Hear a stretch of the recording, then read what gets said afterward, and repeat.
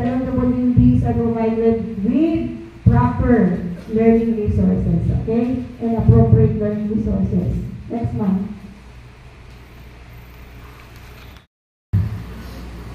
No? Nung elementary po siya, talagang pinagtsagaan po siya ng mga teacher. Bulag po kasi siya eh. Pero kung meron kaming alam na yung mga magulang, pag alam na bulag ang anak, wala nang pag-asa yan sa bahay na lang. Bulag nga po ay, bakit ko ba papapasukin pa sa paaralan, ano bang magagawa? Hindi niyo po alam, yung bulag na estudyante dati, kasama na po namin teacher na yun. Meron naman po mga batang merong autism o kaya merong Down syndrome, no? Alam niyo po yung Down syndrome, yung isa itsura nila eh. Yung dati pong tawag natin mongoloid. Huwag nyo na pong tatawagin mongoloid ha. Bawal po sila. Ang tawag po sa kanila ay with Down syndrome. No? Yung dati po natin estudyante with Down syndrome, nagsaserve na po ngayon sa isang restaurant. Paano kung yung magulang noon hindi pumayag na dalhin siya sa paaralan at ma-assess?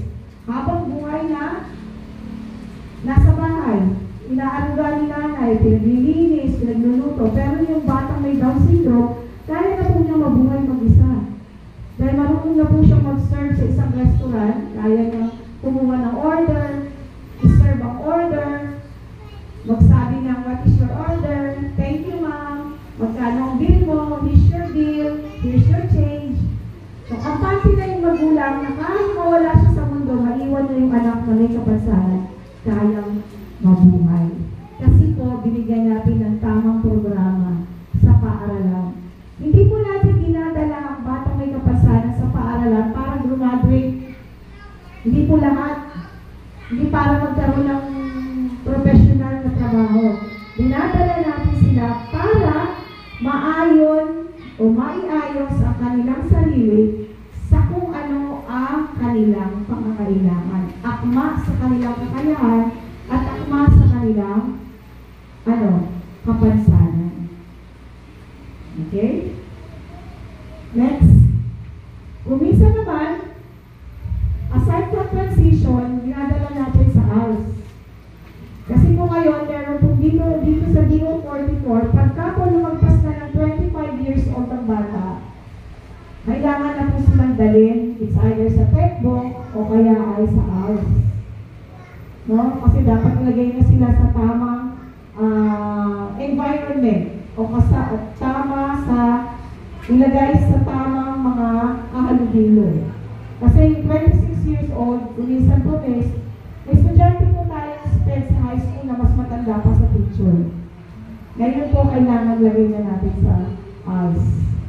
Ngayon, itinitrain po namin ngayon ang mga teachers sa us kung paano sila mag-handle ng mga batang may espesyal na pangailangan. Kasi po, parte po namin ay identification. Kailangan identify po namin ng mga bata to, merong ibang pangangailangan. So, pag invite po namin yan sa LIS, hindi naman po ibig sabihin sped na siya. Kasi wala po kaming karapatang mag-declare na isang bata ay sped. Ang kailangan lang po namin yan, ang pwede lang namin gawin, observation. Na-observe ni teacher, may difficulty siya sa pakikinig, sa pagdinig.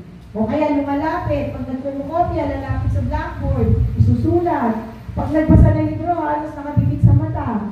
Pag pinabasa ni teacher, nakaupo doon, hindi mabasa. So, observation ni teacher, may difficulty siya singing, difficulty in singing. Lalapit po si teacher doon sa isang nanay, anak niyo po. Observation po, hirap po siyang makakita. May pagkahirap siya sa pagkita. So,